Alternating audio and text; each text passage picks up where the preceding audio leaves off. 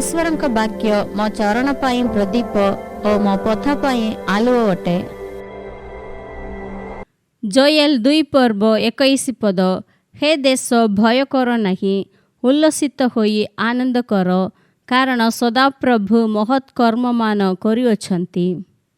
जेतेबेले इस्राएली माने पाप जोगु परमेश्वरଙ୍କ ठारू दूर रे थिले और अन्य देशीय मानक मध्य रे निंदार पात्र होइथिले, सेही समय रे सदाप्रभु जोएलଙ୍କ द्वारा एही कथा सब कहउछंती। से देशर लोक माने समस्त सदाप्रभु कहिले भय कर नहीं, उल्लसित होई आनंद कर। केवल भय कर नहीं, सदाप्रभु महत् कर्म माने करिछंती बोली कहउनांती। भय को दूर कर, तुमे उल्लसित होई आनंद कर। सदाप्रभु इस्राएल मानक पुनरुद्धार करबाक चाहिए। से मानक आउ थरे सेही देश रे पुनर्स्थापन करबाक सदाप्रभु चाहुथिले।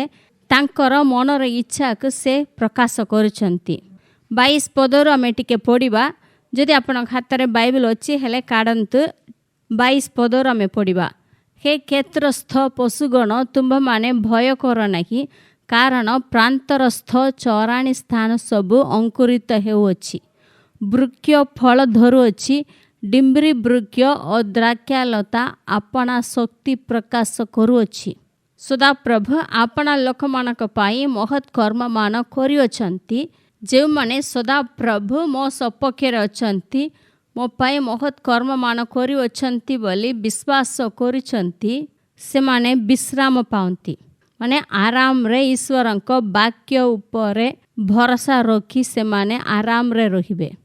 23 पद रे सदाप्रभु कहउछंती, परमेश्वरଙ୍କ ठारे तुम माने आनंद करो, कारण से तुम्भ मानक यथा परिमाण रे आद्य वृष्टि दियंती और से तुम्भ मानक निमंते वृष्टि बरसांती। आद्य वृष्टि और शेष वृष्टि प्रथम मासरे। सदाप्रभु आपना लोक मानक पाई यथा परिमाण रे आद्य वृष्टि दियंती। सदाप्रभु सर्वदा आम मानक आशीर्वाद करबाक ही चाहंती। सेथिपाई से यथा परिमाण रे यथा समय रे वृष्टि दियंती। सदाप्रभु से मानक प्रति आशीर्वादर वृष्टि बरसांती। ताहा द्वारा कौन हेबो? 24 रे लिखाइछि, तुम्भ मानकर खला सबु गहमरे परिपूर्ण हेबो और कुंड सबु द्राक्षारस और तैल रे उछुली पड़िबो। तुम्भ मानक समस्त खाइबा पई देबी बोली सदाप्रभु कहउनांती। आ से कौन कहउछंती? तुम्भ मानकर खला सबु गहमरे परिपूर्ण हेबो। सदाप्रभुଙ୍କର स्वभाव कौन? से जहा देले भी प्रचुर परिमाण रे ही दियंती। सदाप्रभु सब बेले आम मानक परिपूर्ण करंती। कुंड सबु द्राक्षारस और तैल रे उछुली पड़िबो। तुमर कुंड सबु को सदाप्रभु भर्ती करिवे बोली लिखा है नै। से कहउछंती उछुली पड़िबो। सदाप्रभु जहा देले भी प्रचुर परिमाण रे, अतिशय परिमाण रे ही से दियंती। आम माने गोटे पात्र रे द्राक्षारस कि तैल भर्ती कले आमे कौन कहबो? हाँ हाँ भर्ती हेबाक जाउची, बंद कर बोली आमे कहबो। सदाप्रभु सेमती ठीक परिमाण रे ताहाक बंद करंती नाही। उछुली उठिबा परी सदाप्रभु अधिक दियंती। एही विषय को आमे जानिबार अछि। आंभ मानकर पात्र रे जहा अछि ताहा आंभ मानक पई से दियंती। आउ जहा उछुली उठुची, जहा पुरला परे मध्य बाहरुची, ताहा अन्य मानक पाई सदाप्रभु देउछंती। सदाप्रभुଙ୍କ ठारू जे आशीर्वाद आमे पाइले मध्य से आशीर्वाद अन्य मानक मध्य आमे बांटी देबा पाई सदाप्रभु चाहंती। केवल मो पाई, मोर परिवार पाई, मो पिला मानक पाई मु व्यवहार करिबी, आउ काहाक देबी नहीं बोली आमे भाबिबा नाही। सदाप्रभुଙ୍କର आशीर्वाद को अन्य मानक मध्य आमे बांटीबा आवश्यक अटे। 25 पद रे सदाप्रभु कहउछंती, आम्भे तुम्भ मानक मध्य को आपनार जेउ महा सैन्य दल अर्थात पंगपाल, पतंग, घुरघुरिया और सुक कीट पठाइलु। से माने जेउ वर्षर शस्यादि खाइअछंती ताहा आम्भे तुम्भ मानक फेराई देबा। हेले इस्राएल माने पाप करुथिबारु सदाप्रभु एई सब विषय पठाइले, किंतु जेतेबेले सेमानकु पुनरुद्धार करबाक चाहंती, एबे सदाप्रभु कहउछंती ଯେଉଁ ବର୍ଷର ଶସ୍ୟାଦି ସେମାନେ ଖାଇଛନ୍ତି ତାହା ଆମ୍ଭେ ତୁମ୍ଭମାନଙ୍କୁ ଫେରାଇ ଦେବା। ପାପ ଦ୍ୱାରା ସେମାନେ ହରାଇଥିଲେ ମଧ୍ୟ ତାହାକୁ ଫେରାଇ ଦେବାକୁ ସଦାପ୍ରଭୁ ଚାହୁଁଛନ୍ତି। ସଦାପ୍ରଭୁ ଆପଣା ଲୋକମାନଙ୍କୁ ବହୁତ ପ୍ରେମ କରନ୍ତି, ସେଥିପାଇଁ ତାହା ମଧ୍ୟ ଫେରାଇ ଦେବାକୁ ସେ ଚାହାନ୍ତି। 26ରେ ଏପରି ଲେଖା ହେଇଛି, ତହିଁରେ ତୁମ୍ଭମାନେ ପ୍ରଚୁର ରୂପେ ଭୋଜନ କରି ପରିତୃପ୍ତ ହେବ ଓ ଯେ ତୁମ୍ଭମାନଙ୍କ ପ୍ରତି ଆଶ୍ଚର୍ଯ୍ୟ ବ୍ୟବହାର କରିଅଛନ୍ତି ତୁମ୍ଭମାନେ ସେହି ସଦାପ୍ରଭୁ ତୁମ୍ଭମାନଙ୍କ ପରମେଶ୍ୱରଙ୍କ ନାମର ପ୍ରଶଂସା କରିବ ଆଉ ଆମ୍ଭର ଲୋକମାନେ କଦାପି ଲଜ୍ଜିତ ନହେବେ। ଏଠାରେ ସଦାପ୍ରଭୁ କହୁଛନ୍ତି ଆମ୍ଭର ଲୋକମାନେ। ଇସ୍ରାଏଲମାନେ ପାପ କରି ଦୂର ହୋଇଯାଇଥିଲେ ମଧ୍ୟ ସଦାପ୍ରଭୁ କହୁଛନ୍ତି ଆମ୍ଭର ଲୋକମାନେ। ଆମ୍ଭର ଲୋକମାନେ କଦାପି ଲଜ୍ଜିତ ନହେବେ। ଯେଉଁ ଶତ୍ରୁମାନେ ସେମାନଙ୍କୁ ଲଜ୍ଜା କରୁଛନ୍ତି ତାହାକୁ ସେହି ସ୍ଥିତିକୁ ମୁଁ ପରିବର୍ତ୍ତନ କରିବି। ତୁମ୍ଭମାନଙ୍କର କିଛି ଅଭାବ ରହିବ ନାହିଁ, ପ୍ରଚୁର ରୂପେ ତୁମେ ଭୋଜନ କରି ପରିତୃପ୍ତ ହେବ। ସଦାପ୍ରଭୁ ଏହି ସମସ୍ତ କାର୍ଯ୍ୟ କରିବାକୁ ସମର୍ଥ ଅଟନ୍ତି। ଇସ୍ରାଏଲମାନେ ଯାହା ସବୁ ହରାଇଥିଲେ ତାହା ସବୁ ସେମାନଙ୍କୁ ଫେରାଇ ଦେବାକୁ, ସେମାନଙ୍କୁ ଆଉ ଥରେ ନିଜର ଦେଶରେ ସ୍ଥାପନ କରିବାକୁ ସେ ସମର୍ଥ ଅଟନ୍ତି। ସେଥିପାଇଁ ତାଙ୍କ ଉପରେ ଭରସା ରଖି ଉଲ୍ଲସିତ ହୋଇ ଆନନ୍ଦ କରିବାକୁ ସେ କହନ୍ତି। ଏହି ଆଶୀର୍ବାଦ ସବୁ କେବଳ ଇସ୍ରାଏଲମାନଙ୍କ ନାହିଁ, ଆମ୍ଭମାନଙ୍କ ଜୀବନରେ ମଧ୍ୟ ସଦାପ୍ରଭୁ ଦିଅନ୍ତି। ଆଜି ସଦାପ୍ରଭୁ ଏହି ବାକ୍ୟ ଆମ୍ଭମାନଙ୍କୁ ମଧ୍ୟ କହୁଛନ୍ତି। ଆପଣଙ୍କୁ ମଧ୍ୟ ସଦାପ୍ରଭୁ କହୁଛନ୍ତି ତୁମେ ଭୟ କର ନାହିଁ, ଉଲ୍ଲସିତ ହୋଇ ଆନନ୍ଦ କର। ସଦାପ୍ରଭୁ ମହତ୍ କର୍ମମାନ କରିଅଛନ୍ତି। ଆପଣଙ୍କ ପାଇଁ, ମୋ ପାଇଁ ଯାହା ସବୁ କରିବାର ଅଛି ତାହା ସବୁ ସଦାପ୍ରଭୁ କରିଅଛନ୍ତି। ଯୀଶୁଖ୍ରୀଷ୍ଟଙ୍କ ଦ୍ୱାରା, ତାଙ୍କର କ୍ରୁଶୀୟ ମୃତ୍ୟୁ ଦ୍ୱାରା ସଦାପ୍ରଭୁ ମହତ୍ କର୍ମମାନ କରିଅଛନ୍ତି। ଯଦି ଆମେ ତାହାକୁ ବିଶ୍ୱାସ କରିବା, ତାହାଙ୍କର ସେହି କାର୍ଯ୍ୟ ଉପରେ ବିଶ୍ୱାସ କରି ସେଥିରେ ଆମେ ବିଶ୍ରାମ ନେବା, ହେଲେ ଆମେ ଏହି ସମସ୍ତ ଆଶୀର୍ବାଦ ପାଇପାରିବୁ। ହେଲେ ଏହି ପଦ ଗୁଡ଼ାକ ସବୁ ପଢ଼ିଲେ ଆମେ ଗୋଟେ ବିଷୟ ଜାଣିହେବ ଯେ ଯେତେବେଳେ ସଦାପ୍ରଭୁ ପୁନଃସ୍ଥାପନ କରନ୍ତି, ହେଲେ ସେହି ସ୍ଥିତିକୁ ପୂର୍ବ ଅପେକ୍ଷା ଭଲ କରିବେ। ପୂର୍ବରେ ଯେପରି ଥିଲେ ତାହା ଅପେକ୍ଷା ଭଲ ସ୍ଥିତିରେ ସଦାପ୍ରଭୁ ରଖିବେ। ଆମମାନଙ୍କ ଜୀବନକୁ ମଧ୍ୟ ପୁନଃସ୍ଥାପନ କରିବାକୁ ସେ ସମର୍ଥ ଅଟନ୍ତି।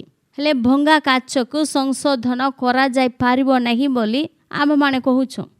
ହେଲେ ଆମେ ଜାଣିଛୁ ଯେକୌଣସି ବସ୍ତୁ କାଚରେ ନହେଲେ ସେରାମିକ୍ରେ ତିଆରି ହୋଇଥିଲେ ତାହା ଯଦି ପୋଡ଼ିଯିବ, ଭାଙ୍ଗିଗଲେ ତାହାକୁ ଆଉ ଥରେ ଠିକ୍ କରାଯାଇପାରିବ ନାହିଁ। ତାହା ସବୁ ନଷ୍ଟ ହୋଇଯାଇଛି ବୋଲି ଆମେ ଭାବୁଛୁ। ହେଲେ ମୁଁ ଶୁଣିବାକୁ ପାଇଲି ଯେ ଗୋଟେ ଦେଶରେ ଏମିତି ପରି ଭଙ୍ଗା ଜିନିଷକୁ ସେମାନେ ଆଉ ଥରେ ସୁନ୍ଦର ଭାବରେ ସଂଶୋଧନ କରୁଛନ୍ତି ଆଉ ଅଧିକ ଟଙ୍କାରେ ସେମାନେ ବିକ୍ରୟ କରୁଛନ୍ତି। ଯଦି ଜଣେ ମନୁଷ୍ୟ ଏହି କାର୍ଯ୍ୟ କରିପାରିବ, ହେଲେ ଆମମାନଙ୍କର ସଦାପ୍ରଭୁ କେତେ ଅଧିକ କରିପାରନ୍ତି। ଆମର ଜୀବନ ଯାହା ହୋଇଥିଲେ ବି, ନଷ୍ଟ ହୋଇଥିଲେ ମଧ୍ୟ ତାହାକୁ ସଦାପ୍ରଭୁ ପୁନଃସ୍ଥାପନ କରିପାରନ୍ତି। ଏହାକୁ ଆମେ ଆଜି ବିଶ୍ୱାସ କରିବା।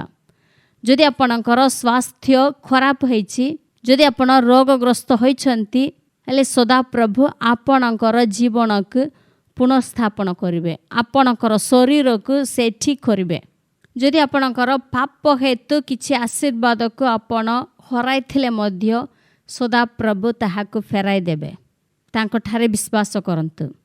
ଯଦି ଈଶ୍ୱରଙ୍କ ଠାରୁ ଦୂର ହୋଇଥିବାରୁ ଆପଣଙ୍କ ଜୀବନରେ କିଛି ଅଭାବଗ୍ରସ୍ତ ହୋଇଛନ୍ତି, ହେଲେ ସଦାପ୍ରଭୁ ସେହି ଅଭାବକୁ ମଧ୍ୟ ଦୂର କରନ୍ତି। ଆମ୍ଭମାନେ ପାପରୁ, ଅଭିଶାପରୁ, ରୋଗରୁ, ଦରିଦ୍ରତାରୁ, କଷ୍ଟରୁ, କ୍ଲେଶରୁ ଉଦ୍ଧାର ପାଇବା ପାଇଁ ଯୀଶୁ ଆମ୍ଭମାନଙ୍କ ନିମନ୍ତେ ମୂଲ୍ୟ ଦେଇଛନ୍ତି। କଲବରୀ କ୍ରୁଶରେ ସେ ଆପଣା ଜୀବନକୁ ଦେଇଛନ୍ତି। ସେହି କାର୍ଯ୍ୟକୁ ଯୀଶୁ ସମାପ୍ତ କରିଛନ୍ତି, ତାହା ଉପରେ ଆମେ ବିଶ୍ୱାସ କରିବା। ଯଦି ଆପଣ ତାଙ୍କଠାରେ ବିଶ୍ୱାସ କରୁଛନ୍ତି, ହେଲେ ଆପଣଙ୍କ ଜୀବନରେ ଯାହା ଭାଙ୍ଗି ଯାଇଛି ତାହାକୁ ସଦାପ୍ରଭୁ ସଂଶୋଧନ କରିବେ। ତାଙ୍କ ଦ୍ୱାରା ଏହା ସମ୍ଭବ ନାହିଁ ବୋଲି କୌଣସି ବିଷୟ ନାହିଁ। ସମସ୍ତ ଈଶ୍ୱରଙ୍କର ସାଧ୍ୟ ଅଟେ। ଯଦି ଆପଣ ଯୀଶୁଖ୍ରୀଷ୍ଟଙ୍କ ଠାରେ ବିଶ୍ୱାସ କରୁଛନ୍ତି, ହେଲେ ସଦାପ୍ରଭୁ କହୁଛନ୍ତି ଆମ୍ଭର ଲୋକମାନେ କଦାପି ଲଜ୍ଜିତ ନହେବେ। ଯଦି ଆପଣ ତାଙ୍କର ଲୋକ ହୋଇଛନ୍ତି, ହେଲେ ଆପଣ କଦାପି ଲଜ୍ଜିତ ହେବାକୁ ସେ ଦେବେ ନାହିଁ। ଆପଣଙ୍କର ଯାହା ଆବଶ୍ୟକତା ଅଛି ତାହାକୁ ସେ ପୂରଣ କରିବେ। ଆପଣଙ୍କର ପାତ୍ର ଉଛୁଳି ଉଠିବ। ମୁଁ ଈଶ୍ୱରଙ୍କୁ ଏତେ ପ୍ରେମ କରୁନାହିଁ, ତାଙ୍କଠାରୁ ବହୁତ ଦୂରରେ ଅଛି ବୋଲି ଯଦି ଆପଣ ଅନୁଭବ କରୁଛନ୍ତି, ଫିଲ୍ କରୁଛନ୍ତି, ହେଲେ ଆପଣ ତାଙ୍କ ନିକଟକୁ ପଳାଇ ଆସନ୍ତୁ। ସଦାପ୍ରଭୁ ଆପଣଙ୍କୁ ପୁନଃସ୍ଥାପନ କରିବାକୁ ଚାହାନ୍ତି। ସେ ଆପଣଙ୍କୁ ପୁନରୁଦ୍ଧାର କରିବେ। ଆପଣଙ୍କର ସ୍ଥିତି ପୂର୍ବ ଅପେକ୍ଷା ଭଲ ହେବ। ଆଜି ମଧ୍ୟ ଆମମାନଙ୍କ ଜୀବନରେ କାର୍ଯ୍ୟ କରିବାକୁ ସଦାପ୍ରଭୁ ଚାହାନ୍ତି। ସଦାପ୍ରଭୁ ମୋ ଜୀବନରେ କାର୍ଯ୍ୟ କରିବା ପାଇଁ, ପୁନଃସ୍ଥାପନ କରିବା ପାଇଁ ମୁଁ କ'ଣ କରିବାର ଅଛି? ଭୟ ନ କରି ତାଙ୍କଠାରେ ଉଲ୍ଲସିତ ହେବା, ଆନନ୍ଦ କରିବା। ଈଶ୍ୱରଙ୍କ ବାକ୍ୟ ଯାହା କହୁଅଛି ତା ପ୍ରତି ଆମେ ବିଶ୍ୱାସ କରି ବିଶ୍ରାମ ନେବା। ମୋର ଜୀବନ କ'ଣ ହେବ, ମୋର ପରିବାର କ'ଣ ହେବ, ମୋର ପିଲାମାନଙ୍କର ଭବିଷ୍ୟତ କ'ଣ ହେବ ବୋଲି କୌଣସି ବିଷୟ ନେଇ ଆପଣ ଚିନ୍ତା କରନ୍ତୁ ନାହିଁ, ଭୟ କରନ୍ତୁ ନାହିଁ। ସଦାପ୍ରଭୁଙ୍କ ହସ୍ତରେ ଆପଣ ସମର୍ପଣ କରିଦିଅନ୍ତୁ। ଯେଉଁ ବିଷୟକୁ ଠିକ୍ କରିବାର ଅଛି ତାହାକୁ ସେ ପୁନଃସ୍ଥାପନ କରିବେ, ଆପଣଙ୍କ ପାଇଁ ମଙ୍ଗଳ କରିବେ।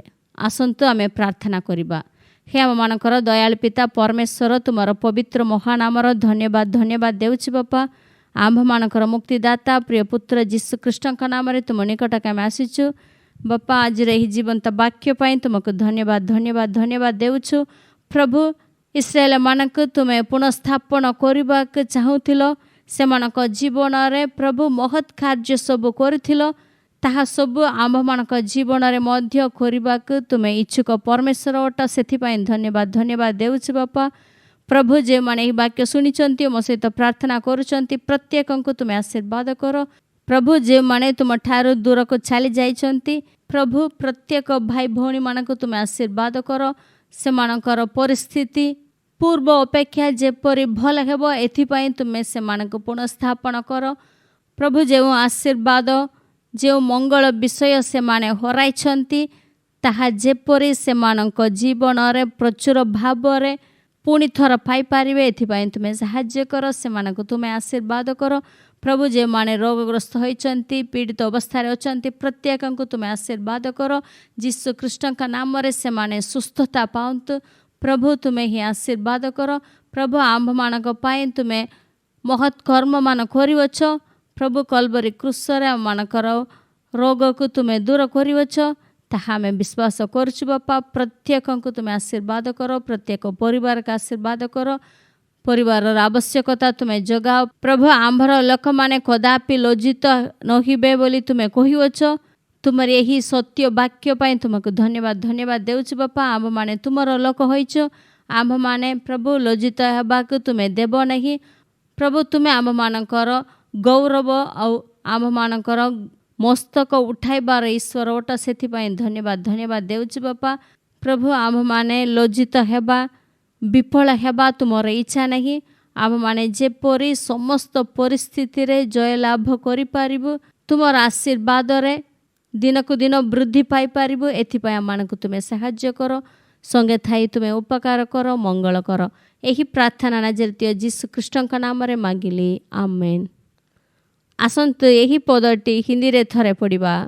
हे देश तू मत डर, तू मगन हो और आनंद कर, क्योंकि यहोवा ने बड़े बड़े काम किए हैं। ଏହି ପଦ ମାଧ୍ୟମରେ ସଦାପ୍ରଭୁ ଆପଣଙ୍କ ଆଶୀର୍ବାଦ କରନ୍ତୁ, ଆମେନ୍। ଯଦି ଆପଣ ଏହି ବାର୍ତ୍ତା ଦ୍ୱାରା ଆଶୀର୍ବାଦ ପାଇଛନ୍ତି, ତେବେ ଆପଣଙ୍କର ବନ୍ଧୁ ଏବଂ ସମ୍ପର୍କୀୟମାନଙ୍କୁ ଏହା ସେୟାର କରନ୍ତୁ। ଧନ୍ୟବାଦ।